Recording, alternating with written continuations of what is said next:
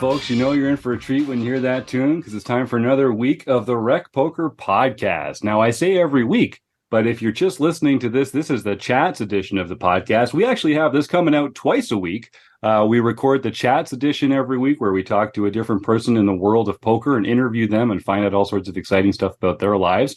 But then we also do the Forums edition of the podcast. It comes out every Tuesday where we take a hand from the forums, a post from one of our community members or our premium members and talk about it with the Wrecking Crew on the air. So don't forget, you've got a chance to check us out twice a week on Tuesday and Friday mornings. If you don't know what's going on, I'm Jim Reid. I'm the host tonight.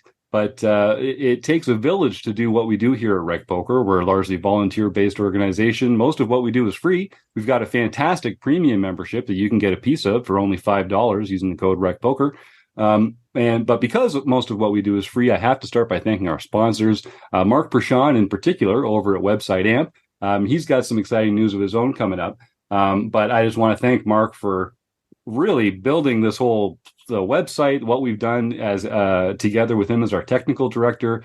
We really could not have done any of what we've done over the last couple of years without Mark Pershawn. So a real sincere thank you and a lot of gratitude to Mark over at Website Amp there. And speaking of OGs of RecPoker, our other podcast sponsor, the Running Aces Hotel, Racetrack, and Casino. They've been with us since day one, and we really do appreciate their support. And if you're if you're a poker fan in the state of Minnesota, I encourage you to head on down to Running Aces Hotel, Racetrack, and Casino. Go have some fun with their tournaments and their cash games there, and say hi to John Barrows, the tournament director, and tell him that the RecPoker guys sent you. And they'll treat you real nice, I assure you. But like I say, it takes a village. We've got our free community account. All it takes is an email address and a smile. You can go sign up right now at rec.poker for your free account. You can go premium. You can join the Wrecking Crew, which is the core team of the movers and shakers here at RecPoker that spend every week and month putting in their time and effort, hosting the strategy sessions, sharing their insights in the forums, hosting our study groups, our book studies, all the other amazing stuff that we do here. Like I said, I'm just the guy they put in front of the microphone on Monday nights. It really does take a village, a crew. And if you want to find out more about the Wrecking Crew and myself, you can go to rec.poker/crew. But you're actually going to hear from a few of them tonight, starting with one of our newest members, Ben Enslow. Hey, as Jim said, my name's Ben Enslow. I'm bjamin96 on Twitch. You can find the rest of my socials there. And I'm East Coast Bidder in the home game. And this is the first time I haven't gone first, so it is a sign that we're growing. But I'm Chris Jones. You can find me 5B5 on Twitter or 5x5 in the PokerStars home game. And I am John Somsky. I'm known as Poker Geek MN everywhere. And I'm Keith Brandt, and that's Monkey System everywhere. And I'm Rob Washam, and I'm Rabman50 just about everywhere. And as you can tell, the crew gets bigger every month. We start this off alphabetically by first name, and it's a different collection of people that show up every week in the podcast, too. We've got a lot of different members of the Wrecking Crew. Not everybody can make it every week. So don't worry, Chris. Ben will have something coming up one of these days, and you'll be right back in there in the rotation. I'm changing my name to Abraham Chris Jones or something like that, just to block the rest of you. Yeah, but 5x5, if it starts with the number 5, technically alphanumeric, you think that number would come in before even the letter A. So we can work on that in the back. How about Aaron? Aaron, that's perfect. It's 2 A's. That no one beats Aaron when it comes to alphabetical by first name. He's got it locked up, no doubt. Speaking about names, we've actually gotten a few new premium members since I had to miss last week. And so I really got a chance to enjoy listening to the show myself, catching up on what Chris was doing as the host. It was great. Chris was very kind of you to purposefully have a little trouble with the audio cues just to demonstrate to the audience that it's not as easy as it looks. And when I screw it up, it's not because I am, mentally deficient necessarily. It's just that it's actually a very challenging task. Yeah. Well, I mean, it was one of those where I was like, well, we gotta give Jim a little bit of credit here. So let's throw one for the team. Let's just kind of go off the rails to start. And I just felt like it was the nice thing to do. Well, it was appreciated. It made me feel good to hear it. See, I was saying, Jim, there's no betting lines anymore with you. And like I used to put in the chat, like, all right, what do we got for bets? Like, what do we think? You know, how? Yeah, what's the over under on number of audio cues? Yeah. We can't do I that love anymore. No, we're getting now too polished. We're just too polished in operation over here. We're already getting some comments in the YouTube chat. So, folks, I started listening to the Rec Poker podcast just as a podcast on audio, but now years later, we are doing this live on YouTube every Monday night at 7:30 Eastern. So you can come and join the group. We do a free prize at the end of every show. We can ask our questions of the guest every week, whatever the subject is that week and the guest this week. We're going to talk about that a little bit later. But Josh Campbell here in the chat says, glad to see you back, Jim. We missed you last week, but Chris did well and certainly knows how to roll a die. That's right. And Joe Cool, Joseph Coolis agrees. I know Joe likes it because he was the winner last week and he got himself a $15 coaching credit. For all of the Wrecking Crew stuff that goes on over there. And I know he's not the first person. We've had a few of these winners use some of those coaching credits to get some training and some coaching or some video analysis from some of our Wrecking Crew members over the last little while. And that's great. We love to see people learning actively along with our Wrecking Crew members, because that's kind of what a lot of us are here for. We're here on the Wrecking Crew because we like helping people. We like talking about the game of poker and helping other recreational players kind of take that next step. So I wanted to thank a couple new premium members who have stepped up recently. And so Joel Barton, I think I mentioned Joel about a month ago or something like that. But just in case I didn't say it on the air, Joel, thank you so much for coming on and for your very encouraging words on Facebook. That's just a lovely message to have come across my screen. I really do appreciate that. But Michael Savage also took the plunge recently. Michael's been a regular in our home games for the last little while and has enjoyed the podcast. He's taken the plunge in December. He's going to be learning along with the rest of us. The theme of the December is playing against limpers. And I know that's something that Michael and a few of us others in our own home games, we encounter limpers here and again. So I'm looking forward to getting to know Michael Savage better. And Sarah Hansen. This is such a treat. Sarah Hansen has been a community member for a long time, an active player in our home games.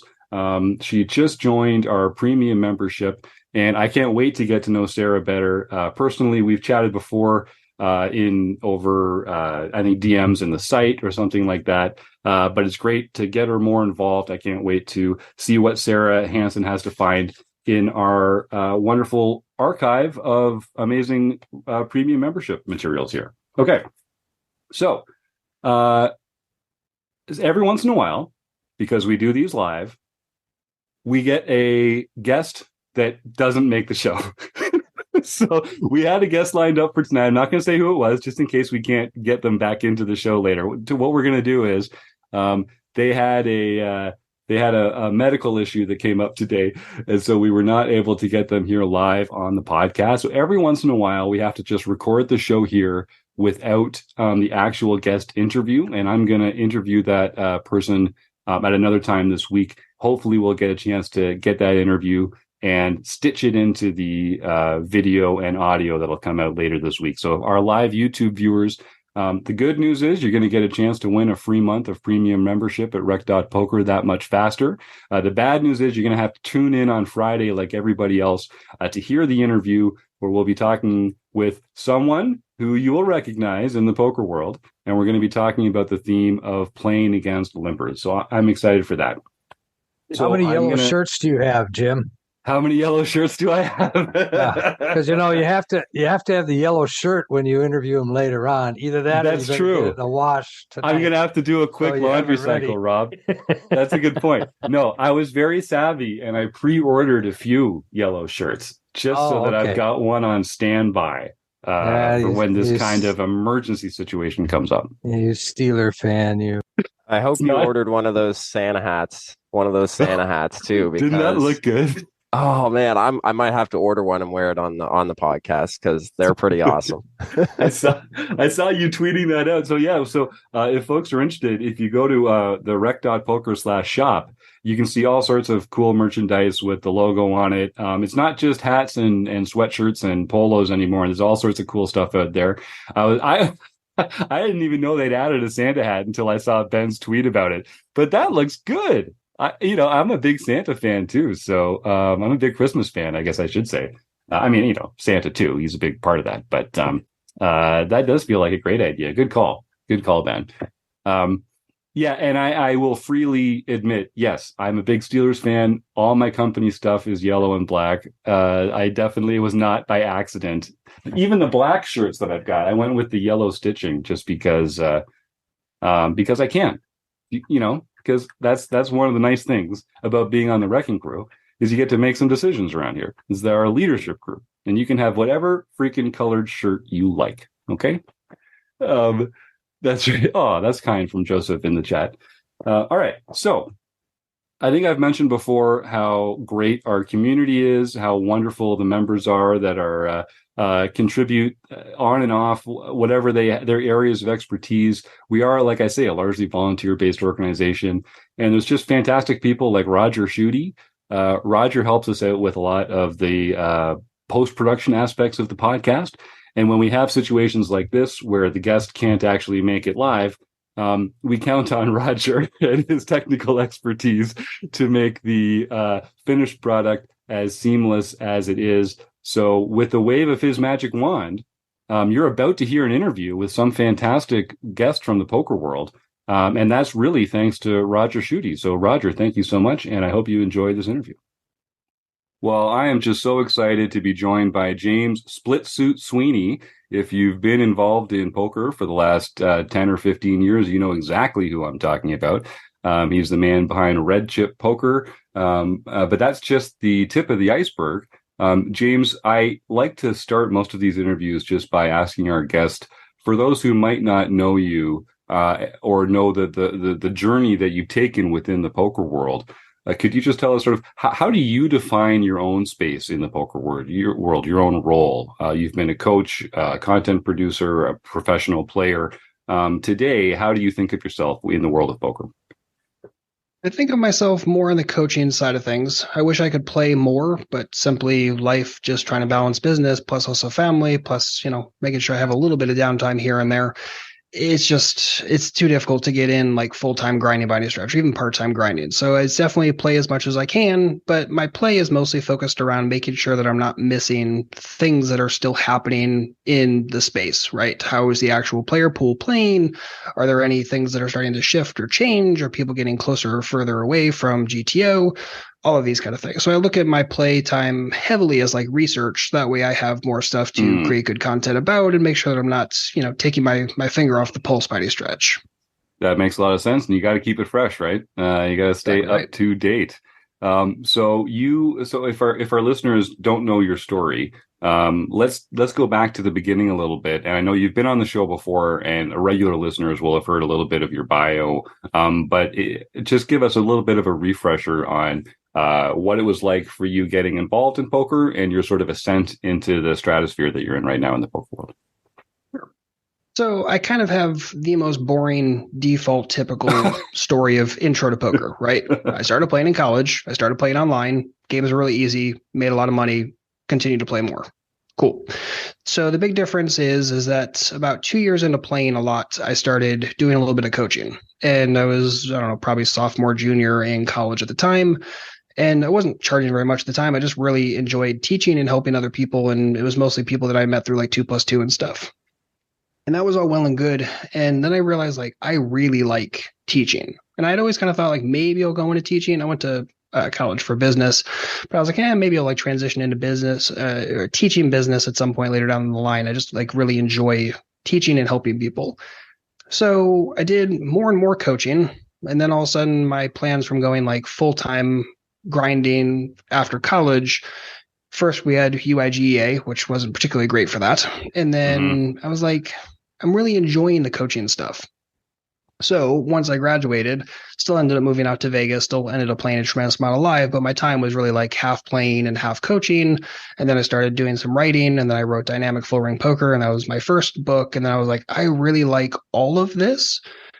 So I just continued kind of half and half, and then eventually coaching started being 75%. And, during a large chunk of my stuff, it was 80-20. And now I'd say it's probably a little bit closer to like 90-10 in terms of coaching and playing. But, creating content takes a lot of time. I now have 2 children and I only had 1 at the time. So, family gets bigger. Time for play, unfortunately, ends up going down a little bit, but it's a totally worthwhile trade. Oh, absolutely. In fact, I've been really impressed with your, we'll get back into poker for a second here, but I know you have a great philosophy about balance in your life and taking like rest days and blocking out time you're going to be productive and making time for other things that are important in your life. Is that something that you had to kind of develop over time, or have you always had this sense of just there's only so many hours in the week and I have to spend it according to my priorities? Oh, interesting question. There's kind of like 2 parts of it. When I was in like my late teens, early 20s, I worked 7 days a week, 12 hours a day without breaking a sweat. I love working. I love being productive because I love teaching as well and helping people. Like the whole thing just kind of like blended really, really well. Super happy with that. And then eventually I ended up finding script and started reading the Bible. And I was like, oh, well, we're supposed to be taking rest days. I mean, that's your 4th commandment. So then started doing that and ended up finding that I was actually more productive during the 6 days that I was working than I was working all 7. I was like, yeah, this is totally perfect. So now I'm 100% always have a rest day every single week, and life is better for it. The family balance is better for it. But the biggest like mental thing is you just have to work in and understand you have natural limitations, right? You cannot, whatever your goals are, they're probably too lofty. You should keep the goals because you need lofty goals. But by the same token, you need to understand like you're not likely not going to be able to do everything in a week. So you just need to chunk everything out, get accomplished what you can. Don't beat yourself up too much if you're not able to get everything done, and just be realistic. It's kind of like this ebb and flow going back and forth between being like really hard on yourself and then like being like, it's okay. Like not necessarily take a day off in terms of like take a 2nd or a 3rd day off per week, but you don't need to beat yourself up for not being as productive as you maybe would like to be. Yeah, well, one thing I really like about your attitude is that you just have a realistic sense of what your capacity is in a week. And so just to take people behind the curtain a little bit. So you asked me to get involved in some of the beta testing for the Ranges app, the GTO Ranges app. And so we were emailing back and forth about that a little bit earlier this year. And I got this response to an email, an auto-generated response that was saying, hey, despite my best efforts, I'm not really able to respond to emails in a timely fashion, but I'm going to get to your email in the time that I have set aside to go through all my emails every week.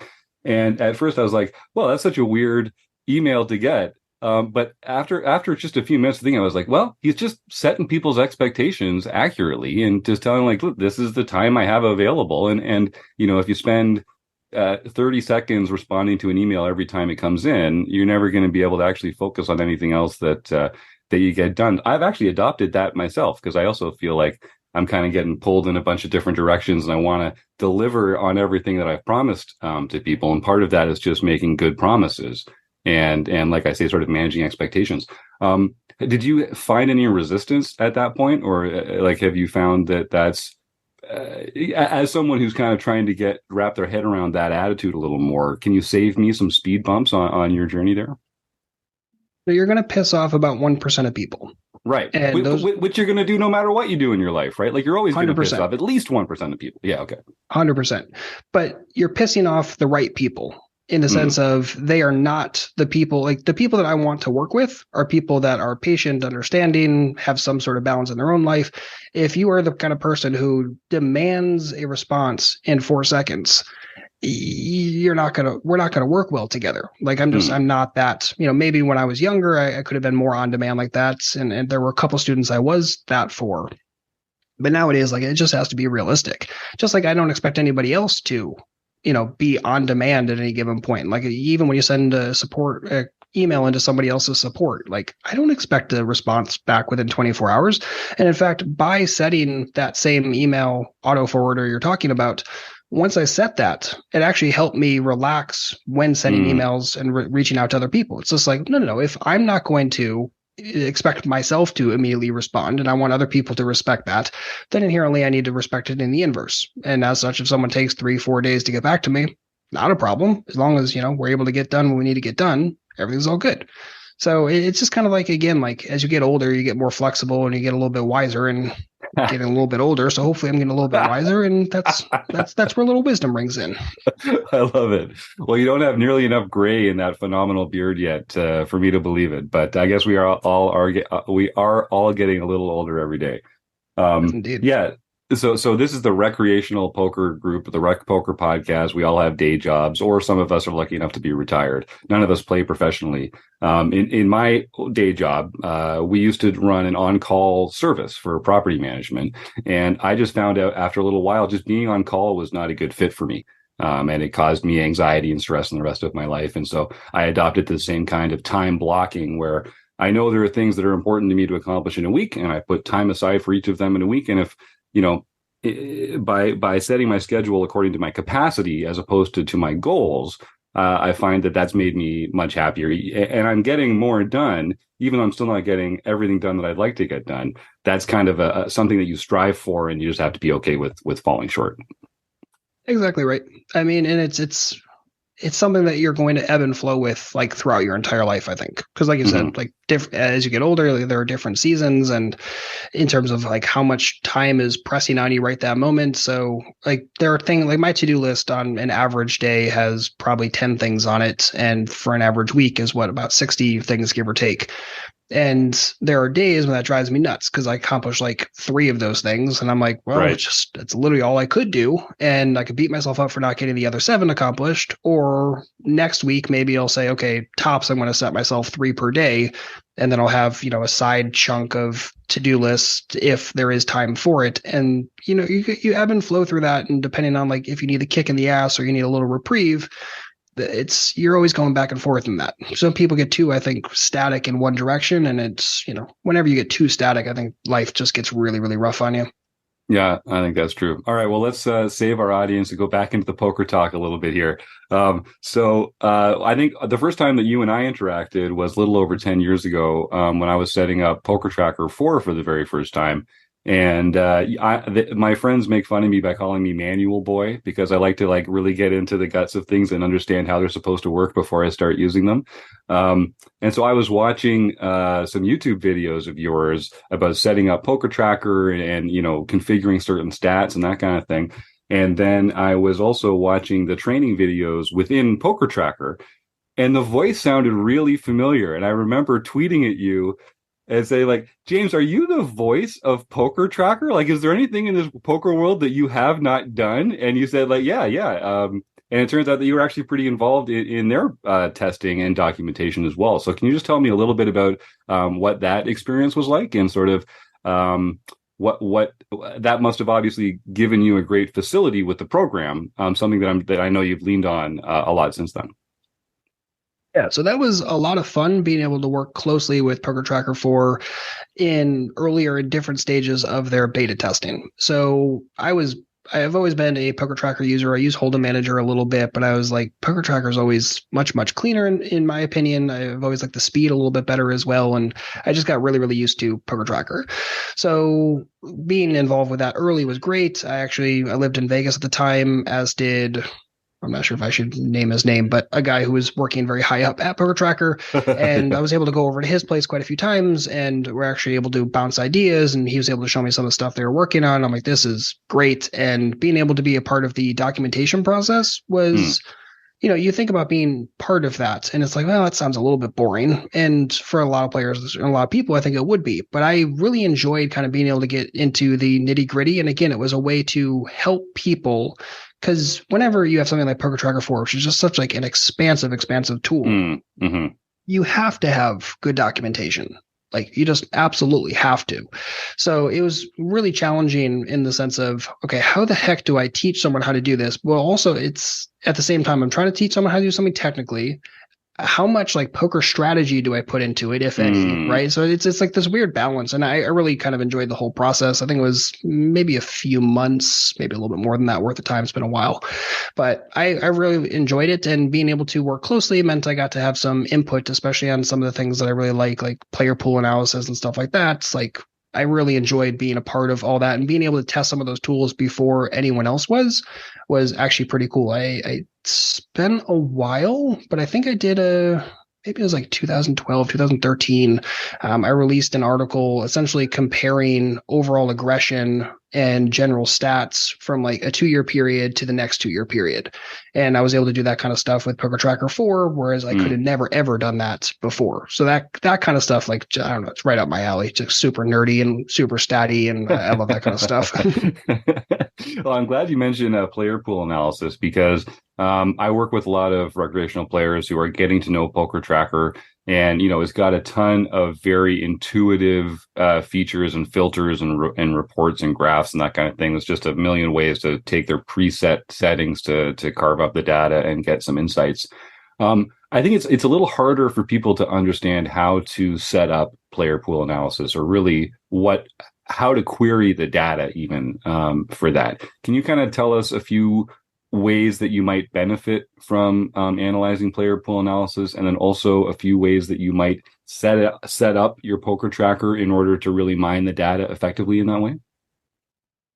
If you're looking for pretty much the best example and how-to for player pool analysis, there's a series by Jones in Pro over on Redship that I would highly, highly suggest. Player pool analysis. It's self-named. It's incredibly good. I don't believe he uses PokerTracker 4. I think he mostly uses Hand to Note, but incredibly solid.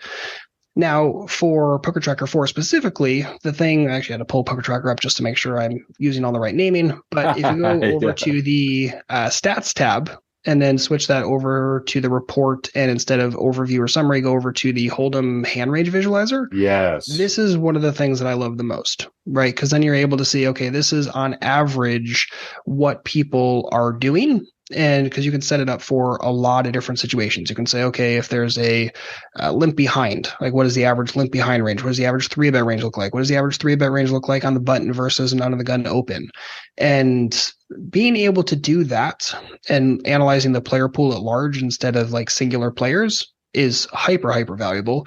Doing it to a singular player, especially a couple that you play against regularly and you have decent size sample sizes, invaluable. Absolutely invaluable. If you have 5,000 hands, 10,000 hands against a single opponent, because you guys are regs, you bang around in the same player pool a lot, it's absolutely invaluable. Spend an hour, hack through it, and you'll find so much good stuff. And the coolest thing is you can do it not only for how they say 3-bet on the button overall, but you can also say, how do they 3-bet on the button against you specifically? And if you can find like massive divergences, that is super good information, right? If they are normally a 4% 3-better, but against you on the button specifically, they're like 7.5%, it's like, whoa, this dude's going to get a 4-bet like hell for the next month. Like, good luck him, right? Because he's going to adjust so much slower than you do.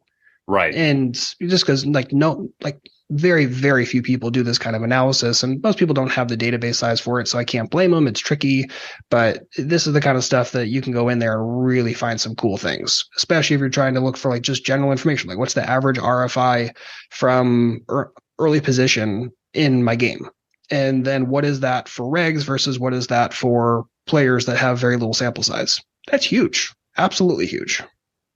Yeah, and I think I used to play a lot of cash online, and so I would have some players where I had thousands and thousands of hands on them, and you can really get some exploitative tendencies on players if you have that kind of data set. So if folks are, let's say folks are listening at home and they've got PokerTracker up, this will be the last PokerTracker question, don't worry. How do you, if you're in the Holdem Hand Range Visualizer, which is a phenomenal tool, how do you actually group the different players into those groups that you've described? Like usually you have to sort of select an active player and work with them as an individual. How do you sort of consolidate them into groups or into a player pool like that? So there's a couple different ways. I mean, a lot of players will just use reports here instead of doing this method, which is totally fine because then you can just sort and say, okay, only show players that have at least 10,000 hands or whatever. The other way is, if you want to go a little bit more advanced, is to set up aliases. And you can alias together a subset of, let's just say, the 10 regs you play against the most in your game, right? And maybe they're a fairly representative sample set of regs overall in your game, right? Similar VPIPs, similar PFR, similar 3-bets, etc. So you can throw all of them into an alias, and then you can choose them as the active player, and then you can do this exact kind of analysis. So if you maybe only have 600-700 hands on a particular reg, but you have 600 or 700 hands across 10 different regs, that gives you a workable sample size if you lump all 10 into an alias. Just make sure you're not choosing like reg, like half the regs are tags and half the regs are lags, because then you're going to have very, very skewed data. Right. Yeah. So the alias program is a great way to do that. That's fantastic. All right. Thanks, James. No problem. So Red Chip Poker. Red Chip's one of our learning partners. So every month, RecPoker Premium members get to engage with sort of a clip of your strategy segments. And often it's something that we discuss in the forums. It's always something that it impacts our own learning material that we produce here every month. And it's a phenomenal, not only ongoing material, but the archive by this point is extremely strong. Can you tell us a little bit about how Red Chip Poker came to be, and sort of who's involved with it these days, and how do you keep creating great content over such a long period of time? Appreciate it. So Red Chip was an interesting beginning. I had actually, have you ever gone to the Wednesday discussion group in Vegas? I haven't. No, I'm not in Vegas nearly often enough. Okay. So there's and I don't even know if they still run it on Wednesdays. I'm pretty sure they still meet, but it's the Wednesday Poker Discussion Group. It's largely a bunch of kind of local recs, and a lot of them are very serious, and some of them are just a little bit more rec, but there's a very, very interesting spread of opinions and ideas there. And I had been told by one of my friends that Doug Hull, who had recently written Poker Plays You Can Use, was going to be presenting there. I'm like, okay, I'll pop in. It wasn't popping in all that often, maybe like, I don't know, once every 6 months, give or take. So I decided to pop in for that, and he gave his talk, and I'm like, interesting. Some of the things I disagreed with, but I talked to him about that. He's like, yeah, let's maybe go have a meal and we'll chat through some of those thoughts and ideas. Cool. So ended up going to have a meal, really, really interesting meal. And we're like, maybe a training site could work. Like, I don't know, you're interested in making content. I'm interested in making content. Like, I don't know. I was doing Splitsuit at the time, and that was all well and good. I was doing Poker Bank as well, but I kind of had an inkling like there's more opportunity out there. And he's like, well, actually, I have a meeting with Ed Miller in like a week or two. Maybe we should all three get together and chit chat about it. So we sat down, had like an hour-long conversation. Red Chip was born out of that. And Red Chip, I think we wrote our first book within like 3 or 4 months from that point on. And then the traditional video library stuff came, I don't know, like a month or two after that. So it was really, really quick. And that was great. And the things have ebbed and flowed in terms of different coaches, coming in, and now it's not as much in terms of like the adding to the pro side of things every single month. Like, it's not like, oh, we're going to release an extra 20 videos per month anymore. Right. It's really focused on quality, making sure the organization is really solid, making sure the core is extremely solid, and constantly adding other things to pro to make that value add, especially things like the app. So the GTO Poker Ranges app, that was a big one, and still running lots of different GTO solves. We have a couple different live solves that are oriented around straddles, which are kind of going to be world first. Mm-hmm. And those are the kind of things that we're doing to add a tremendous amount of value to kind of stack on top of the existing pro library, if that makes sense. Yeah, that's awesome. You guys have come so far with that, and you put out great stuff. And I'll just tell folks, if you're interested in learning more about that, head over to rec.poker/resources or head out to our shop. We're happy to be a partner with Red Chip Poker, and we love sending people their way. It's a red chip a week, right? $5 a week, $20 a month. It's a great way to get some accessible poker knowledge, and they really treat you well there. And that's kind of turned into, like you say, you've written some books. There's the Red Chip Poker podcast. You've got the GTO Ranges app now, which I really enjoyed. It's really intuitive. I like that you can kind of dial it up and down and set it for different kind of parameters and different kind of villain types. Why don't we just mention, so can folks just find that in the App Store? Yep. Just search for GTO Ranges or GTO Poker Ranges. It should pop right up. Okay, awesome. I do think that's a great tool for people that are trying to visualize ranges, and it's got cash and tournaments and a few different variations there. So I do encourage people to check that out. All right. Well, I guess, am I missing anything in your prolific creation of material in the poker world? Like, I know I wouldn't surprise me if you had a few more projects up your sleeve. You're such a busy guy. I appreciate that. It's been a lot, between the workbooks that have come out over the last few years, the YouTube channel, which has been really, really solid since I think like 2014 we started that. That's over at the Poker Bank. It's been everything and anything. And, as always, got a couple extra projects up my sleeve and all things that'll pop off in 2023, and we'll have some fun from there. And I'm always looking for new projects too. So anything to add more stuff to my to-do list, I'm happy with. Beautiful. Well, I promised our audience that we'd talk about playing against limpers. That is the theme of the month this month. So obviously for recreational players, we're going to be playing games where limping is fairly prevalent. It's not, and I think, we like these kind of general rules, like never open limp, or anytime someone limps, then raise, 3 big blinds plus the number of limpers. I think that's a good way to sort of get people started thinking about limping, but I think we all know that there's a lot more to it than that. Can we start with some kind of general rules? Like, could you tell us a little bit about how you approach playing against limpers? And are there like certain classes of hands that you feel like are mandatory isolation raises, or certain other types of hands that are mandatory limp behinds, and what differentiates them? Great question. So in terms of hands that are default limp behinds, those are usually like your set mines with pocket pairs that aren't worth a raise, like 6s and lower, that kind of stuff. And usually your weaker suited connectors that if you raise and it ends up going 3 or 4 away, like you're not incredibly stoked about it.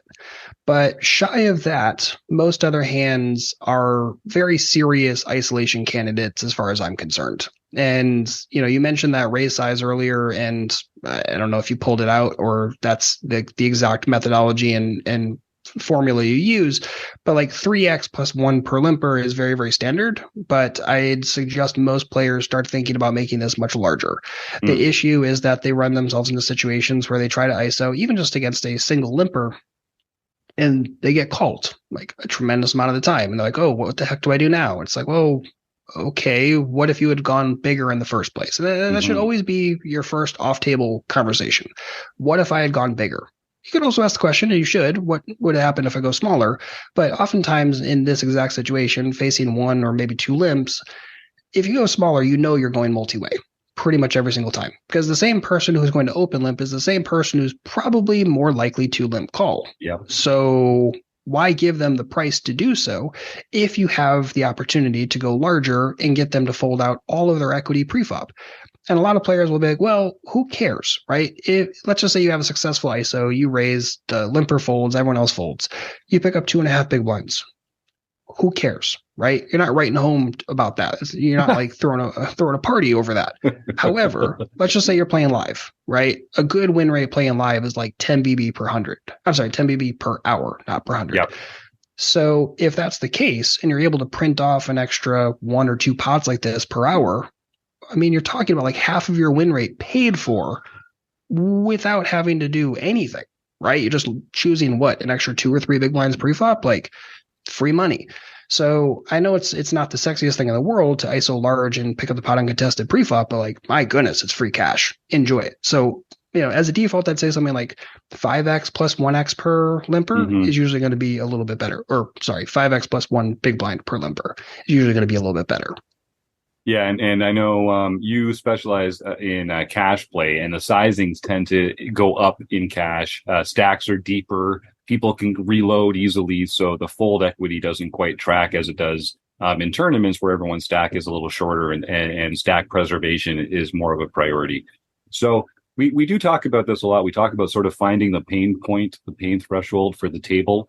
Not only with raising over limpers, but with 3-betting as well. If you get a table where people are inclined to call, which limpers are, because they've already painted themselves as being this sort of wide and passive player, we have to make them do something that they're uncomfortable doing, and that's going to be accomplished through our sizing. So if we have to size up and up and up, and people are still calling, and we're still getting like 4 callers, and we're going post flop in all these multi-way spots, is there a size that's like crazy high? Because like I've been in situations where it's like, well, you should just be raising to 15 big blinds there because they're calling at 12 big blinds, and people are like, but I don't have a 15 big blind hand. So Neither do they. Well, neither do they. Great point. Is the ceiling unlimited on that, or is there just a point? And I guess my other question is, do you then have to also narrow the range of hands that you're raising over limpers if you have to go to that high size in order to actually achieve the goal, which is mostly getting heads up or against one other player? So let's knock that out, because that's a really, really good question. And it's funny you sniffed it out. 15 is like exactly right. Like that's the exact cusp where it's like, if I have to raise to 20 bigs against one or two limpers, like what game am I in? Now, don't get me wrong. I've played in that game. It's a great game. It's a great boring game. As hell. It's boring as hell, because you lose all pre-flop fold equity.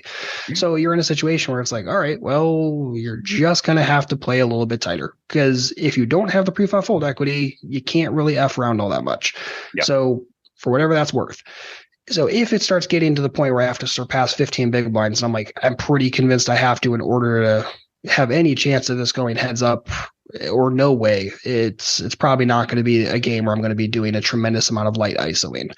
However, to your previous question, let's just say we find a game and for whatever reason, we've found 13 is kind of the magic number, 13 big blinds, which is still a stupidly huge isolation raise. Really right? is. Like, I'm not stoked about having to put in 13, but it doesn't matter.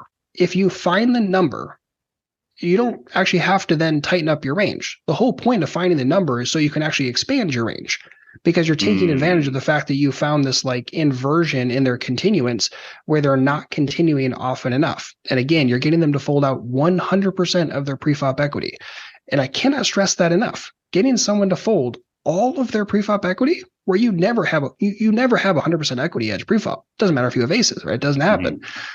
But if you can get them to fold all of it, especially when you have something stupid like queen 10 off or 9-7 suited, like who cares? Or even ace 4 off. Like honestly, who cares? So the whole point of sniffing around and trying to like find this magic number, and it's going to vary per table, and even at specific tables you might find an average number, but against one specific player at that table, that number is a little bit different. And this is why like live cash dynamics are just so incredibly interesting to me. You're playing around and you're trying to sniff it out, and you're trying to figure it out. And if you're in the game where the size you go, let's just say you go 10 big blinds and you're still going 4 or 5 way every single time, you're just going to have to tighten up. Unfortunately, there's not a lot of wiggle room out of that unless it's incredibly deep. But even if it's incredibly deep, like in a 4 or 5 way pot, it's just like you don't have much post flop optionality either. Now, if you could go 10 big blinds and you're getting like heads up pot a good chunk of the time, we still have a conversation where we can get really wide in our isolating, but you need some extra info at that point, and it can get a little wonky. Most people don't have that info, aren't paying attention to it. So, for them, tight is right. But I think a lot of the times if you're focused and you're really paying attention, you can find the threshold numbers. They're there. And again, they're going to differ a little bit, but they're there. You just got to sniff around for it.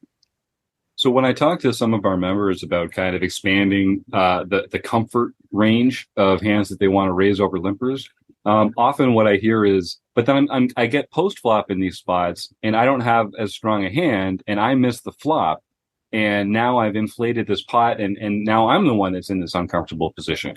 And I just say, well, that's true, but they're less comfortable than you are because you have the uncapped range. You could have all the good hands. They've capped their range by calling. You've got the initiative. Hopefully, you're in position. You have a lot of the intangible benefits of the hand. You both don't feel comfortable, but you have a lot going for you that they don't have going for them. Is that an oversimplification, or what am I missing when I talk to our members about that?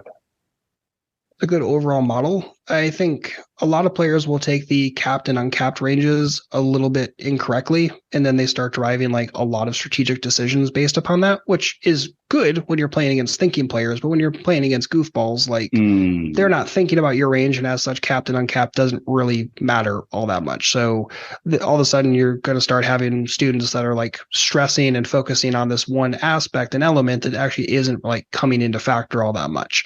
So I think for a lot of players, it takes a lot of stress off if they spend a little bit of time in Flopzilla. Don't even pull out a solver. Just pull out Flopzilla. and plug in whatever you think some logical like limp call ranges are, and then plug in a couple different board types. Throw in a couple of super low boards, throw in a couple of like mid boards, throw in a couple of all high boards, throw in a couple of high low, mid, that kind of stuff, and just see how often their range is comfortable. That's it. See how often it's second pair plus with decent draws. And you do that enough and you're like, oh, it doesn't matter that I have queen 10 and I missed. All that matters is my opponent, and are they going to fold and melt away? If yes, cool. If not, maybe it's a small bet here and then a decent sized bet on the follow-up card. Like, it's the thing is people panic because they can't get the immediate fold. The immediate fold was pre-flop. Sure, that's going to happen sometimes, but like as soon as you're out of like the absolute goofiest of games, like you have to then also be able to say, okay, well, what about the flop C bet? That's why I don't panic about pre-flop. If they continue, cool. If they fold, cool. If they continue, I'm still way more competent post-flop. I'm still going to be able to sniff out and have some rough idea on how often I can expect folds, just because I've done so much of this Flopzilla work. And you will too, if you just put in a little bit of that time and effort. So many people feel uncomfortable because they're focused almost exclusively on their own two cards. It's the wrong way of thinking about this game. Your opponent also has two cards and is oftentimes going to feel just as uncomfortable, if not more uncomfortable. So as soon as you stop stressing about your own cards, I mean, fuck, if you have to put in like, oops, excuse my language. That's okay. You're not the first. Okay. Like if you have to put in like 100% VPIP session at 2NL online just to like break through this nonsense barrier of like, it's about my cards. No, it's not. Play 100% VPIP. It's not about your cards at all. It's just about finding these pain points where you can just apply pressure. And it actually doing 100% VPIP session, just even do it for like a few hands at 2NL, like, 50 hands, give or take. You're going to be thinking about this game so much differently, or cover your cards so that way you don't see it. Like whatever it takes to like just break away from thinking about your cards. Your cards oftentimes don't matter anywhere near as much as you think they do. Just get prepared to think about your opponent, how comfortable they're going to be, versus different kind of bet sizes, and then rock and roll and pull triggers. Like the whole thing is about that. It's not an ego orientation. It's not like, oh, well, you're so much better than them and as such you can bluff anything and you're winning anything. It's like, no, that's not it either. All we're doing is we're taking a statistical and an analytical approach to what are their ranges, how do their ranges likely hit boards, and how can I apply pressure and pick up easy money with relatively cheap bluffs. And then why not? And then how much more often can I bluff? I think that's a really good point that people don't quite credit. Your cards only matter outside of blockers, let's say. Your cards only matter when you go to showdown. The vast majority of poker hands do not get to showdown. Someone folds before the end of the hand. James, I don't know if you have like an estimate of like the percentage of poker hands played that get to showdown. But it's got to be a pretty small fraction of the overall hands that are played. So generally, most of the hands are going to be played in a way where only one player doesn't fold. And so that literally the cards that you're holding do not matter. They are irrelevant to the outcome of that hand. And so when James is talking about playing like a 100% VPIP session or covering your cards and just having to play your the range that you might take that action with, obviously he's not saying go do that competitively or full time or anything like that, but take a training session and just force yourself to play every hand and see what it's like in that dynamic, playing your range and not the hands that you have in front of you, the cards that you have in front of you. That kind of fluency in the language of poker and the flow of poker, sensing weakness in your opponents and forcing them to fold. That's kind of the art of poker, right? Like winning when you don't have the best hand. Because you typically won't. How often do you flop a strong hand? Just about never. Yeah. Right? And that's not because anyone's better or worse than anyone else. That's just simply how the cards roll out. So it's like, okay, you're rarely going to hit. They're rarely going to hit. So can you get them to fold when they rarely hit? And are they likely not applying enough pressure when you don't hit? And if so, you win. Like, there'll be a bunch of variance in the middle of it, but sure. Fire away. Well, you're a gold mine, James. I got a few more questions and then we'll wrap this up. So the one thing that I thought was really interesting that we're going to tease out here a bit is that, people worry, I make this big raise and they don't fold. And now I have to go play poker post flop. But folks, like you win money when your opponents call on one street and then fold on future streets. Like it's actually a source of great value to you if they call you pre-flop and then 1 out of 6 times they hit the flop, 1 out of 7 times, the other 5 out of 6 or 6 out of 7 times, that you get those chips that they called with you pre-flop. So that, like, if you're telling me that you're upset because you didn't pick up the 2.5 big blinds that were in the pot pre-flop, think about the fact that you could be picking up, a 10 big blind pot 5 out of 6 times. And then the 1 out of 6 times that they actually do flop a hand, you don't get to make money on that one, but you're really, in the long run, profiting a lot more from that kind of a circumstance.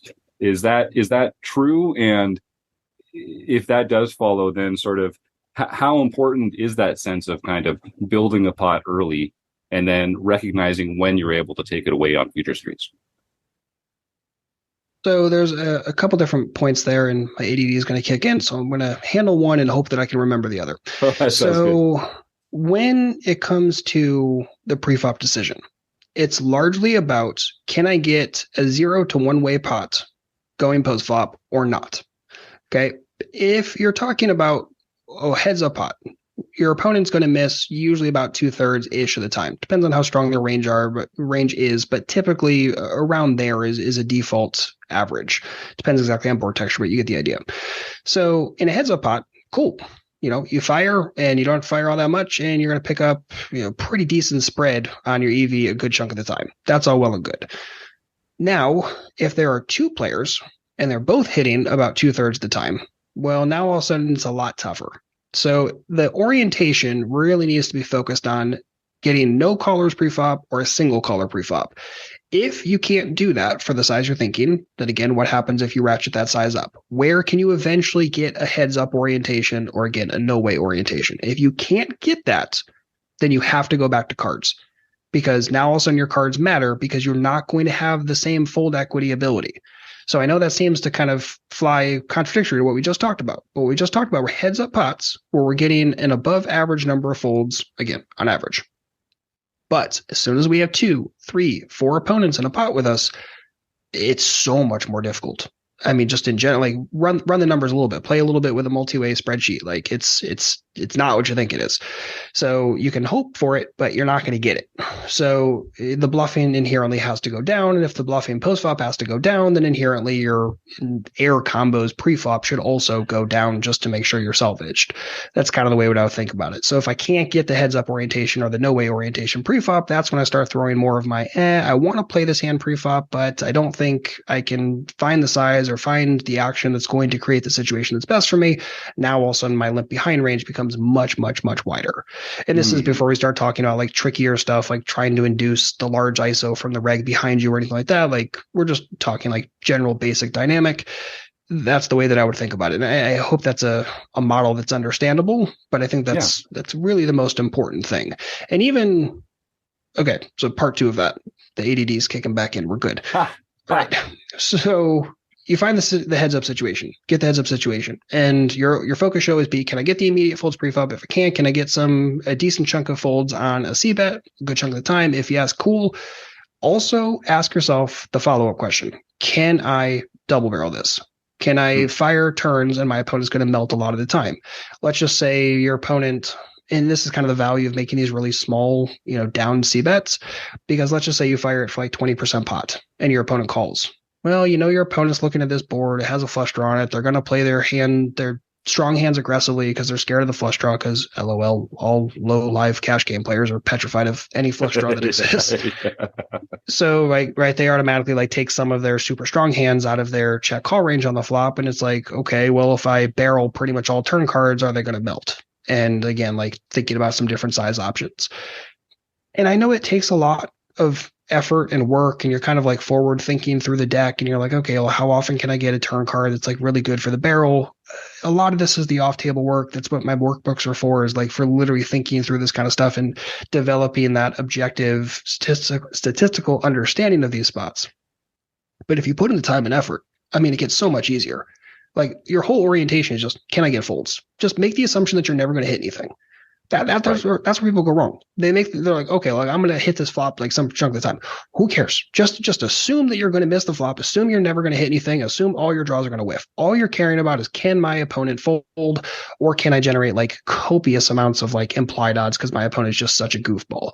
There are two different thought processes in the way you're formulating your post flop line and a little bit of your pre flop range, but largely that's the way that I'm thinking about it. And it's fairly simplified. It takes a lot of work to get to get your brain processing through this stuff more automatically and to get the actual data set in your head. But once you have it, I mean, you use it for life. And especially if you mostly play a lot of 1-2, where you don't really have much aim in terms of like getting into much higher limits, you just kind of want to like make a profitable amount of money and you don't really want to get into high stakes, like you're literally going to use this forever. Like it's just always going to be there.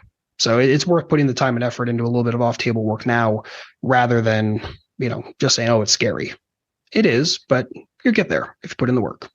Yeah. And if you want certainty, take up chess. This might not be the game. This is a game of incomplete information, and you don't get to be certain or right or even know if you made the right decision all the time. So that's part of what makes poker great, in my opinion. Okay. Agreed. So let's give our listeners, just to close things out, let's give our listeners some sort of concrete examples that's easy for them to wrap their head around. So people are limping in front of us. We're raising over them with our very strong hands like ace king and pocket queens and stuff like that. We're limping behind with hands like pocket 4, 6, 7 suited, stuff like that. What are some of the hands that against certain players we might choose to raise over, but on other players we might choose to limp behind or even fold? Can you give us a couple examples of some of those cusp hands? I think people have trouble with sort of, when do I stop raising over limpers? That's I think what I really want to tease out of that big poker brain for us today, James. So it's tough to say. So again, let's not look for hard and fast rules. Let's try to look for the overall model. You're right on track with that. So the cusp hands are usually going to be like your kind of offsuit, weaker Broadway stuff, like your king jack off, your king 10 off, your ace 10 offsuit, that kind of stuff. It's kind of like up in the upper left hand corner, but the offsuit weaker stuff. That stuff, and also some of like the ace deuce to ace 5 suited, or really any ace x suited hand, and your topper side suited connectors, like your jack 10 suited, your 9-10 suited, etc. A lot of the times those are going to be your cusps. Everything else is going to be pretty much very easy raise, like, your 8s plus kind of stuff, and your other lower stuff is your default limp behind. And also keep in mind, like, a lot of people panic. They're like, oh, my limping range is so face up. My limp behind range is so face up. It's like, okay, let's just say that another reg is behind you and has identified your incredibly face up range where you limp behind 3 limpers with 6-7 suited. What's he going to do? He's in the same damn predicament you were in, where you decided this is a better spot to limp behind than raise. So it's like, don't panic about that. A lot of players will, and it's not worth the time and effort, again, at the average stakes that people play at. And then the rest of the stuff is pretty much all optionals. And that's going to be pretty much all of your ace x hands, including like ace deuce offsuit, ace 9 offsuit, all that kind of stuff. And a lot of that is just going to be based upon, are my opponents likely to fold? Again, can I get that heads up to 0-way orientation? If yes, all of the optionals just get thrown right into the raise, like all of them. And for live players especially, I know it sucks because you're getting sucked low volume per hour. You just want to play a damn pot because you didn't come here to fold. But at the same token, don't get nuts here. It's so easy to get yourself into it. Oh, I'm just going to limp behind because it's cheap and I want to see a flop because I haven't played a hand in 15 minutes. Well, 15 minutes in live is 6 hands, 7 hands. Like, who cares that you haven't seen a hand in 15 minutes? It doesn't mean anything. Focus on putting yourself in good spots and constantly limping behind with the crap, even like king 8 suited and stuff like that. Like, don't get me wrong, I do it too, but I do it in spots where I'm like, all right, there's such a fishy player involved. I know the raise just is not going to accomplish what I needed to accomplish. I need to get involved with this fishy opponent. I'm on the cutoff, so I don't have to worry about, being out of position a tremendous amount. Those are the things I'm thinking about. A lot of your limp behind should really be cutoff and button. Like, if you constantly find yourself limping behind from the hijack or the low jack, like, you're probably in a great game, don't get me wrong, but it's not the spot to be throwing in a tremendous amount of limp behinds. Does that make sense? Totally. Okay. So the last question I have here is about balance. And I think a lot of recreational players, we listen to the training, we go to the sessions, we get coaching, we read the books, we listen to the podcasts. and we kind of developed this respect and admiration for balance and for being able to, show up with bluffs and value and this sort of thing. Against thinking players, that's great because you want to be, it's kind of defense is what you're doing. A lot of limping players are not particularly studied or thoughtful. And so how important is balance when we're playing against that set of players? And should we just be trying to take a more exploitative line, period? Should always be looking to take the exploitative line, because the exploitative line inherently means you have some information that you can't exploit, meaning that it's better to deviate from GTO. The interesting thing about limping and limping behind is that most people haven't done any solver work with it. Like they don't even bake it into the game tree. The default assumption is, well, there's nothing that the solver would like open limping or limping behind as a default, that kind of thing. We have done some modular work with this, not for complete solves for it, but like specific situations given like a specific hard-coded open limping range. Okay, what does the solver like limping behind with versus isolating? We have done some modular work with that we might release at some point. We're still kind of cracking through some of that data. But you got to remember, like they're really like we're actually way outside of GTO solves at this point because pretty much no one is looking for limping, open limping, limping behind in their overall preflop solving trees. So it's interesting because then we don't have like this GTO thing that we have to harp on and focus on. But you would only use the GTO stuff if you're in a game where you're playing against much, much better players and everyone's kind of oriented towards the GTO solution in whatever capacity. You're not playing that game. You're not. First and foremost, humans can't play perfect GTO. So you can wipe that right out of your brain altogether. And then that's a good thing to know. I mean, most people panic about that. Like, I need to play GTO. Based upon what? Like, it's good to understand GTO, but it's the same token, like your whole orientation, especially when you're focused on playing like smaller live cash games or smaller online cash games or even smaller tournaments. If not GTO, your opponents are all so horrifically off of the GTO preflop ranges and postflop ranges, et cetera, and overall frequencies, defense frequencies, et cetera. Like, they're so far away from that. You're just in exploitative land. So let's just focus on exploitative land. If you have information you can exploit, rock and roll. Who cares if you're balanced? Is your opponent thinking like that? Almost certainly not, because they're playing the same game you are. Are you perfectly balanced? Most certainly not. Do you even know what perfect balance is in all situations? Of course you don't. And that's not an insult. That's just, we're humans. Like, we don't have GTO capacity in our brain. Like, that would be perfect balance and orientation. So I don't know. That's kind of like the overall way that I think about it is like, I don't care about being balanced. Occasionally I'll play against a reg who I know is thinking at that level, especially at like 1-2, like it's going to be few and far between. Even when you find a reg, you're like, oh man, he's a thinking player. He's trying. Just because he's trying doesn't mean you got to worry that much about balance. Honestly, just mean he's focused a little bit more on his cards and maybe thinking about what you have, which actually might give you more bluffing opportunities in the exploitative sense because he's going to overfold those exact spots. So again, don't panic about it. You don't have to worry about the balanced range here. Not in the isolation sense, not in the limp behind sense. You don't have to worry about it. And you don't want to go ego either. It's not, because I'm here, I'm going to win all pots that I play. That's not it either. It's thinking about, again, the mistakes they're likely to make. Where are they going to have those pressure points where you can just attack with aggression and they're going to overfold? That's the focus. That's the focus. I love that. And poker's not about winning every hand. It's about winning the most chips, right? And that means that sometimes you have to choose not to invest in winning a hand because that's not exactly your job. And, we're not here to play a hand. We're here to play a game. And sometimes playing the game best means, you just have to take some decisions that you might not like with the actual hand that's in front of you that time. And that's okay. So James, this has been a phenomenal hour. We've kept you longer than I was expecting, but it was just, I could not resist teasing more of this fantastic poker knowledge out of that brain of yours. Where do you like people to reach you if they're looking to reach out and connect? And if people want to support what you're doing, what's your preferred way for them to do that? Much appreciated. And again, thank you so much for having me. I really enjoyed it. If you're looking to keep up to date, I would definitely suggest the Discord, redchippoker.com/Discord. It's totally free. Rock and rolls, over 4,000 people in there talking poker daily. Lots of hands, lots of questions. And I'm in there probably too often, but if you're looking for me, that's the good place to start. And then in terms of where to find good stuff, either redshippoker.com or splitsuit.com would be for pretty much all of my workbooks and other poker books and all that kind of fun stuff. So pretty much one of those two spots, you'll find what you need.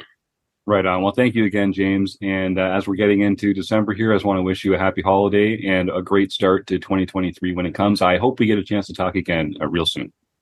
Sounds great. Thank you so much for having me, and let's have a good 2023. Well, boy, that was a great one. I just love talking to these fantastic folks in the poker world.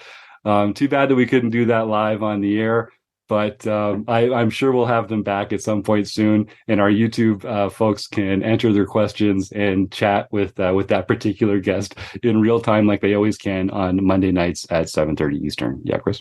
I just can't help but notice how taken and captivated the Wrecking Crew just was taken by that whole interview. It just everyone on Sky, I couldn't stop looking at all the faces, just sort of like taking in the knowledge. It was great. Yeah, the whole thing was a surprise to me. I just totally unexpected. Yeah. I couldn't believe when they leaked the lottery numbers for this week. I thought that was like really, really impressive. Very prescient. Well, I just like the insight that he provided on, playing against Limpers. I mean, it was amazing because, we all do it and we all have to do it because in our games, there's so many Limpers. So just hearing how, another approach, I guess. Yeah. Yeah. Well, I think we'll all be able to execute some of the tips that we learned today, whether it was hands that make good candidates to raise over Limpers, hands that are good to limp behind other limpers, maybe how to respond to situations where they limp and you raise and then they back raise, and like what kind of range is doing that? How do we play these post flop? We covered a lot of ground in that interview. I can't wait to see how it all turns out. I'm really excited for that. And we're getting some fun comments here in the YouTube chat. Josh Campbell says, another impressive guest, Jim. You always line up the best ones. We got a thumbs up from Dave. Joseph Koulis says, my interpretive dance was great. Yeah, I really worked on that. Thank you for noticing that, Joe, because that doesn't just happen. Dark Angel 791, Donna. You tell him, Jim. That's right. I'm out there. I'm doing the work. I'm doing the work, Donna. I'm thinking of you here. So, okay, well, now that we've got the interview out of the way, and I think it maybe was one of our best, we should probably start talking about the home game results that are coming up. And there's actually, I'll let John get into it, and then I can interrupt him later. That's better than me kind of setting him up. So, John, why don't you tell us what's going on in home game land? I will certainly do that. Of course, I forgot to actually bring up the page, so I'm just going to ramble on here a little bit. So first, I wanted to point out that we're going to have a couple of changes in the home game next year. Due to popular demand, that means at least one person requested this from Jim. We are going to be, the POY events are going to be taking the top 10 scores. So if you miss two events, you are not penalized for that. So you still have to do well. And obviously playing all 12 gets you a better chance to win. But your bottom two scores will be, well, let me rephrase that because you might not have 12 scores. Your top 10 scores will be taken into account. And if you play more than that, your bottom ones will be thrown away. So in our Player of the Year races, we play 12 tournaments a year. So if you play all 12, 10 of those scores would count towards the Player of the Year race. And I want to give a shout out to Marcel and Eric and Charles, who were all instrumental in sort of bringing this to my attention as an idea, because sometimes people do miss one. You miss 1 month, the first Wednesday of a month, and now all of a sudden you're kind of out of the running for the Player of the Year race. So starting in 2023, even if you're playing the main event 1C and it happens to be on or 1D, it happens to be on the first Wednesday of July, that doesn't mean that you're out of the running for the Player of the Year race. You'll take your top 10 scores, and that gives you a chance to kind of get all the talented people involved every year. So thank you to everyone, but mostly to John for putting all this together and for continuing to excel as our home games director. So John, that's just one tweak that's coming up. We're also you kind of mentioned last week and the week before, I think, that we're having a silver pin invitational, the Go for the Gold tournament series, and we were doing a lifetime achievement pin, which I'm pretty excited about. Is there you want to just refresh our guests? Sure. We're going to have a silver pin winners event every year. We think it's going to be probably the third week Wednesday of either April or May. We haven't decided that yet, but that will be decided shortly here. And if you've ever won a silver pin, you automatically qualify for that event in perpetuity. And the winner of that event gets a gold pin. So we have not given away a gold pin. No one has a gold pin as of yet. So this will be one of the two ways you can earn a gold pin. Then we're also talking about Lifetime Achievement Awards. So for a Lifetime Achievement Award, if you win 50 of the, well, I guess now we're up to 10 a week, over 500 tournaments a year that we are running here at RecPoker.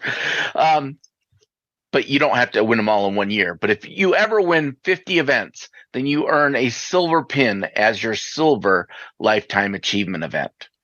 We will also have a gold pin that you can win for some higher number. That higher number is yet to be determined.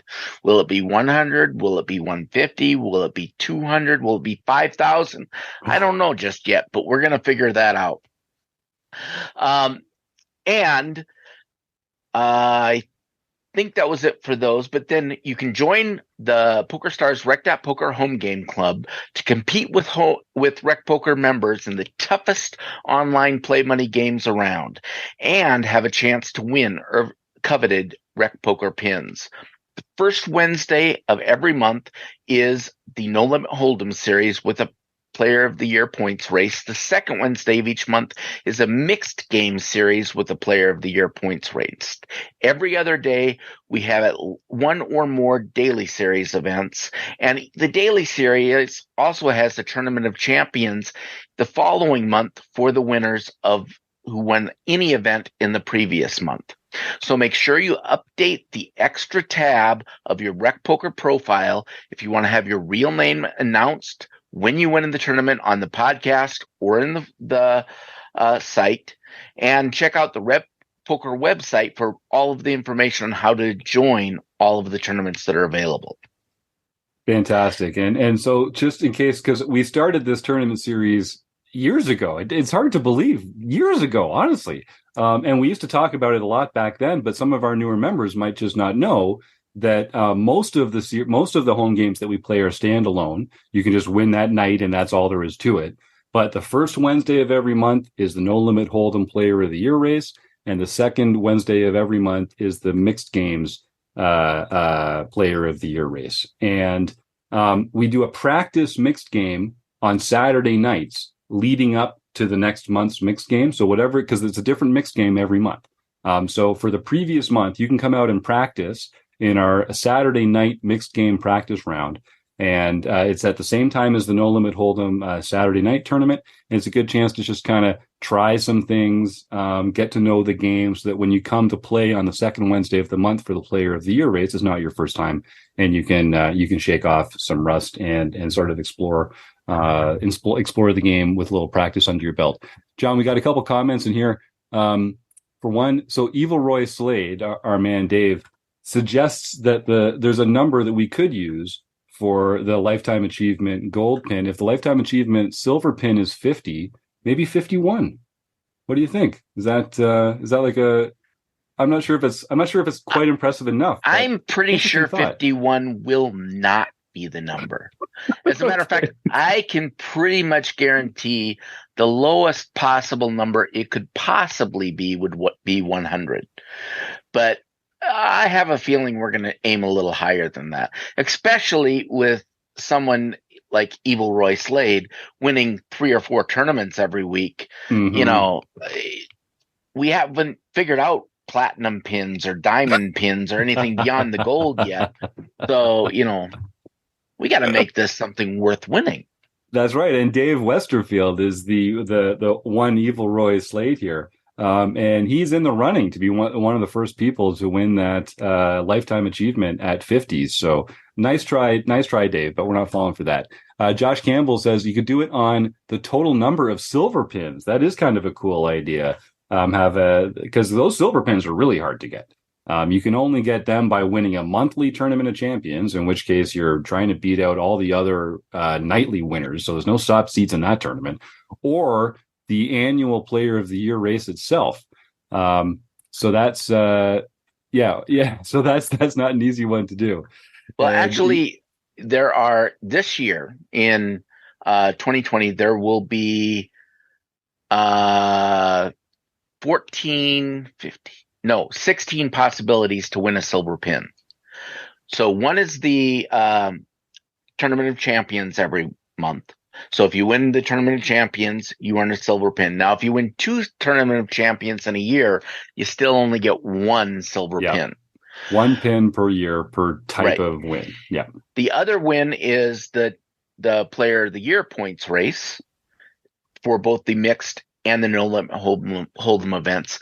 But we also have a Tournament of Champions in both the No Limit Hold'em series and the mixed game series, where the top 24 players, so 12 winners plus the next 12 point earners, will be playing in that. And the winner of that also earns a silver pin. So in 1 year, it would be possible for one person to theoretically win 5 silver pins in all of those events. And if you happen to also cross that 50 threshold that same year, then you could technically get 6 silver pins in 1 year.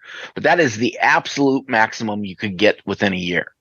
Wow. Yep, that's amazing. And listen, the big dog himself, Steve Fredland, last year, he was not only the Player of the Year winner in the points race, but he also won the championship in December. So he is one of those few rare folks that get the more than multiple silver pins in 1 year. Just very impressive. And this year it looks like Taylor Moss may be in the running to do that. At this moment in time, he is currently leading in both of the Player of the Year points races, both the No Limit Hold'em and the mixed game. Amazing. Just amazing. I think that's why Joe Coolis here in the YouTube chat is suggesting that Taylor should only really get his top 4 scores and the rest of us can count our top 10. I think that is more than fair, Joe. Good idea. Well, even then, he would be qualified for the Player of the Year race because he won one. Right. So, and that's all you have to do to be in it. Yeah.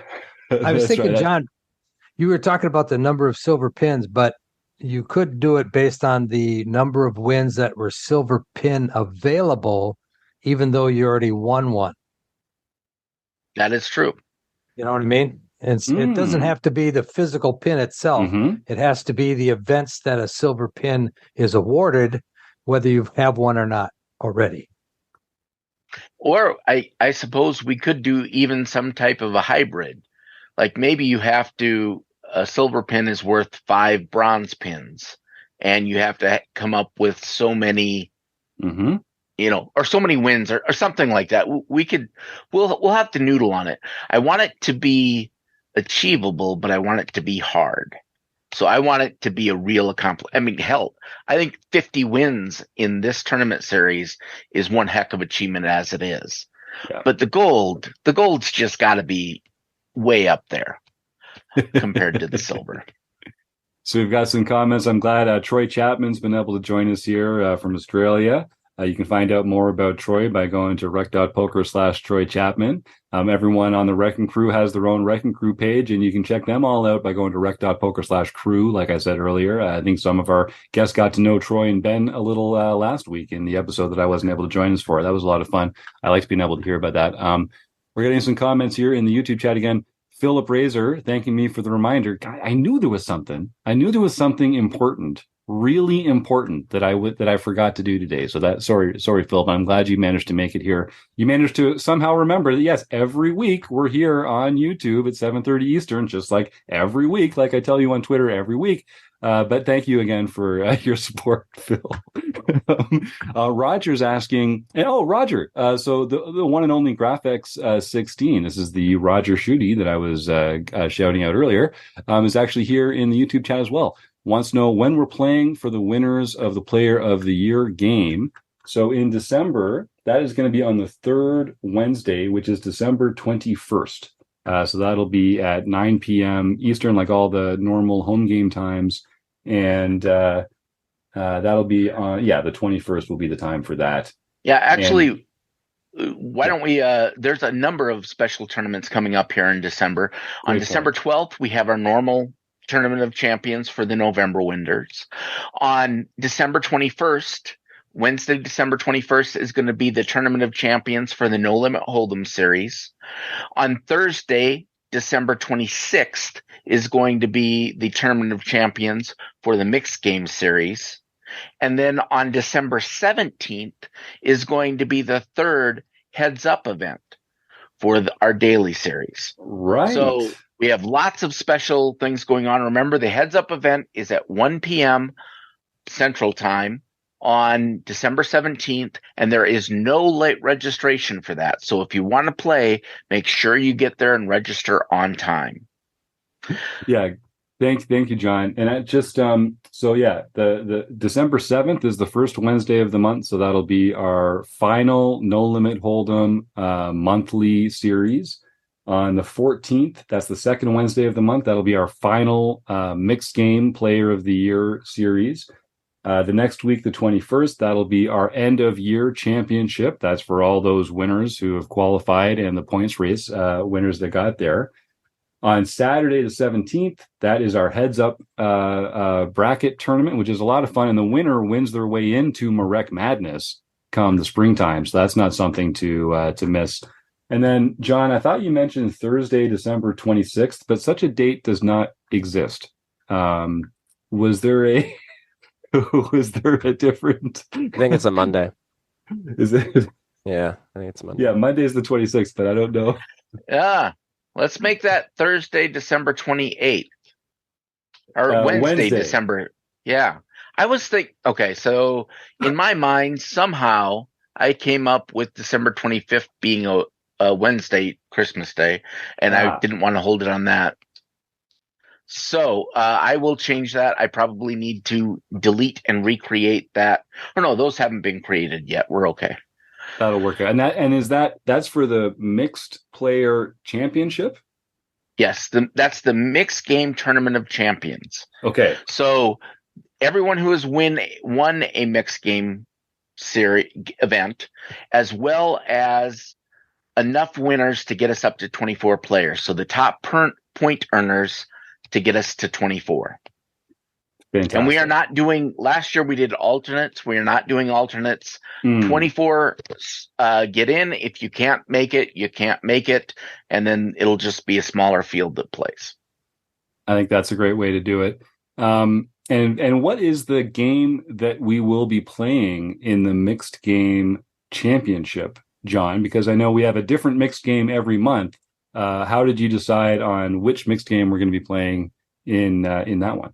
We are doing 8-game mixed because Fantastic. That rotates through the largest number of games. It gives the biggest variety there. So I think it's for a Tournament of Champions, it's an appropriate game to play.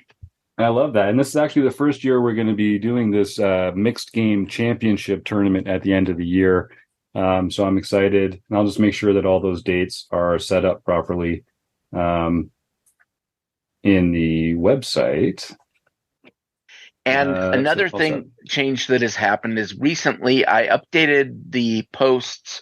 So every tournament that is played, there is a corresponding post that goes out with that says who all played it, what the running order was, who won the tournament. And it lets you know how many of that series and type of tournament you have won. In addition on that, now it will also say the total number of wins. So for those that are trying to get the Lifetime Achievement Awards, they'll be able to track more easily how many tournaments I have on record that you've won. If you think that number is incorrect in any way, of course, contact me and I can work on fixing anything I may have entered incorrectly. There's also going to be another page that's going to be coming soon that's going to describe these Lifetime Achievement Awards, and that will have the number of wins that everyone has had in the system. So you'll be able to go through, find your username, and see how many tournaments you've won in each of the different series. And if folks are finding this a little overwhelming, I'll just remind you, go to rec.poker/events, and you can see a list of every upcoming event, or you can go to rec.poker/events/month, and you'll just see a nice month view where you can look at everything that's coming up and the nights that it's on. It's a nice, easy visual way to kind of see what's happening. And I'm excited. We're getting some really nice comments in the chat here. Eric Anderson says, "You guys work hard. Thanks for everything." Thanks, Eric. I know you're a big part of what we do here. You're a prolific poster in the forums and on Discord, and an active member in a lot of our conversations. So I really appreciate your insights whenever we get a chance to get into that brain of yours. And some really nice comments here from Dave and Roger and Donna as well. Phil.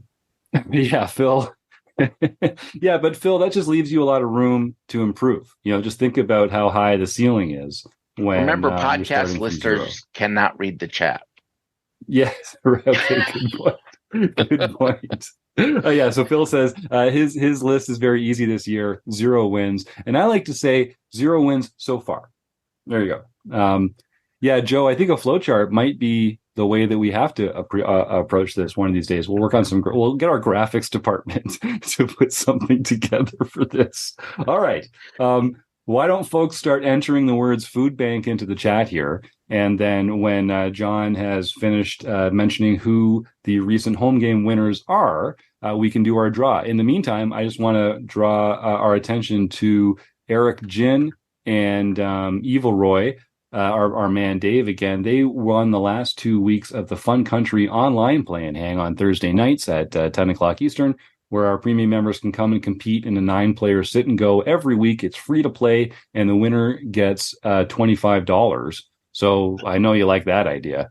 But yeah, please type the words food bank in, and unless Chris has something to jump in here with, John, we'll start with that. I was just there's a couple of questions in the chat about maybe we could reschedule it, and maybe I don't think we want to cover that right now in the podcast, but if you're sort of interested in talking through that, we'll probably have to keep the dates as we got them set, but just kind of reach out to us and maybe we'll try to figure that out with you. Yeah, it is. It's often someone is unable to make an event, whether it's the Tournament of Champions or the championship or something like that. It gets kind of difficult to reschedule them for times when everybody can make it. So I would say, send me an email, jim@rec.poker, send John an email, john@rec.poker, and just let us know that there is an issue. Maybe there's something we can do about it, but it's been, in the past, it's just been hard to accommodate changes, unfortunately. So typically it kind of just rolls out as is scheduled. So I am sorry if folks can't make it. And this is I know this is a really busy time of year for a lot of people, and things are, we're just going to have to, balance that with trying to get things done and make, right choices too. So, yeah. But we might be able to change, how it goes next year. Like, I think it's never too late to start thinking about maybe adjusting the schedule next year to make it easier, or sliding some of these into January or something like that. So we're definitely, our ears are open for the best way to accommodate everyone's needs. So I think we might be at an all-time record for the longest home gate results segment in any of our podcasts, and I haven't even started the results. So let's get going here. Okay. John Lancer won 6 nightly tournaments, or won the first nightly event for his 6th of the year. Nice. Jesse Two Shoes won his 5th nightly tournament for the year. My Booty got his or her first nightly tournament for the year. B-Chip, Charles Allen, got his 8th nightly tournament for the year. East Coast Spitter, Ben Enslow, also known as Gammon, sitting up here today, got his 4th nightly tournament for the year. Uncle Tom's Cabin got his 6th nightly tournament for the year. Elvis 76 won the daily mixed event for his 2nd win of the year. Nice. Jasper Jr. Pat Barry got his 3rd international victory.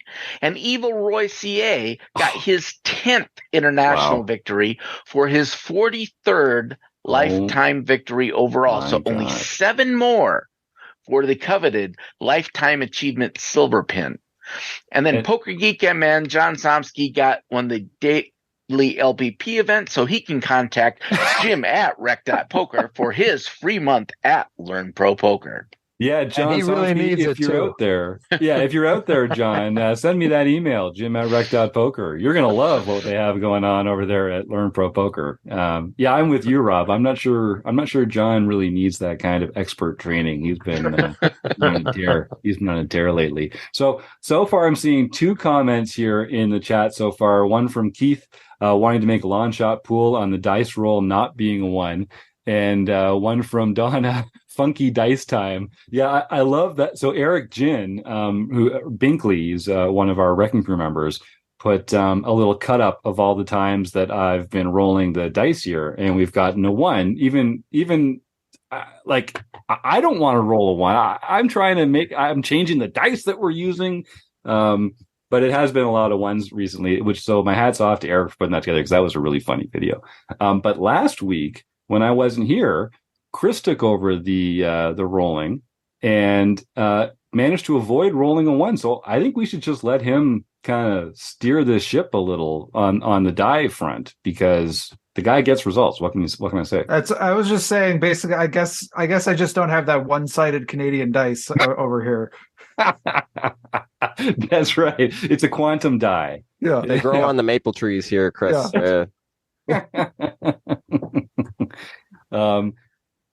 So let me see. So we've got, and we should say it out loud so that there's no bamboozling or tomfoolery that goes on in the order of the events here, right? Because sometimes the names display in different order. So who do you see first in yours, Chris? Is it Graphic 16? Okay, so starting with Roger there, it's Graphics, Dark Angel, Joseph, the RRRCCC, Phil, Eric, Joe, Josh, and that is the list. So I wasn't actually counting, but let me see what we got here. 8. Okay, so what are you going to do? You're going to roll the tenor? I got a 10-sided dice. If I roll a 9 or a 0, I'll re-roll. Okay, let's go. Okay, Drum roll, please. Here it is. See, I promise it's real and legit. Here we go. Please don't roll a 1. I want it to be a 1. It's a 0, so I'm re-rolling. Oh, okay. So there's still time for a 1. Still time. 6. Oh, all right. The very middle of the road. So that's 6. Eric. Okay. What? No way. Yeah. Amazing. Eric's been on a tear lately winning these coaching creds. Well, Eric, you know what to do, my man. Send me that email, jim@rec.poker. You're already a Rec Poker Premium member, so you're going to earn another $15 coaching credit. You're going to be all coached up by the time the holidays are over, Eric. Congratulations. Congratulations on your prize. So, and John, I think Evil Roy is on such a roll. So he's pointed out that is 7 Fun Country wins for the year. And 43 plus 7 does make 50. But I don't think we're going to count those. The Fun Country OPA, as fun as they are, having a field size of only 9 does diminish the what's the word I'm looking for? Prestige. The prestige. The prestige. Yes. Yeah. Thank you, Rob. Thank you for that. That's exactly Although right. it should be noted that for a 9-player sit and go, you win, what is it, $25? $25. With no entry fee? That's correct. So that's an excellent value. I really Yes. think I am going to encourage, given that Evil Roy has presented such greed and wanting that silver pin, I'm going to encourage lots of people to get in there and try to make sure that Evil Roy does not win a single another one of those Fun Country Opas. I think we need to spread that wealth around. I agree, because honestly, Evil Roy and Eric Jin have been like splitting it up. There's often a full house in there, but these two are winning all the time. And I'm not even joking. Eric has purchased a standing desk for his workstation that is paid for fully by winning these Fun Country plan hangs on Thursday nights. I'm not even exaggerating. Taxes, shipping. I think he had to assemble it himself. I don't think he was able to pay for someone to come and assemble it for him. But all in, he is.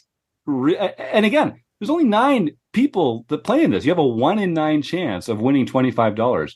Have I mentioned that RecPoker Premium membership is only $15 and you only have to pay that once a month? You're going to get 4 to 5 chances every month to win this $25 for free. So I don't know if anyone out there can do a little basic math, but that's a pretty good ROI. A pretty good chance to get in there on that free roll. And yeah, so Joe said he's won twice, so his ROI is infinity. That's right. Let alone some of these other guys. So yeah, come and take this away from Dave and Eric. Let's spread those Fun Country prizes. So Dave, you're going to have to write in and tell us something cool that you've done with your winnings that tops Eric's standing desk, because I really love everything about that story. So congratulations to Eric and congratulations to Dave. Now Dave is he's coming up on Kekian yearly numbers, I think, because he's got to be in that 20 range for how many RecPoker home games he's won in the calendar year 2023. Last year, Jacob Kiki famously called his shot in January, said he was going to win 20 and did. It was amazingly impressive. And, Dave Evil Roy has just been kind of quietly coming up the flank here. I think says he's had 22 in the chat. Yeah. Oh, there it is. Yeah, I see. I have no reason to doubt him. So I think we should all just kind of appreciate the poker genius that is Dave Westerveld. And congratulations, man. Like that's really impressive. And that doesn't even count the Fun Country ones. So those are the ones that are actually padding his bankroll. But way to go, Dave. Seriously, hats off to you, man. That's really impressive. All right. Well, let me see. We've talked a lot about home games and home game results. We've got the theme of the month playing against Limpers coming up. Yeah, Rob. We have a book study on Wednesday. Yes, a new one. We're starting our new book, The Poker Brain by Matt Matros. So far, I've got slides that go through the optimal play concept number 2.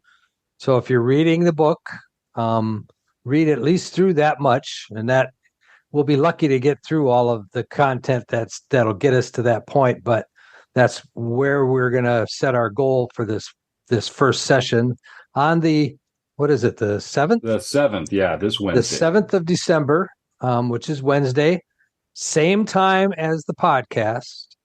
So it'll be at 7:30 Central Time.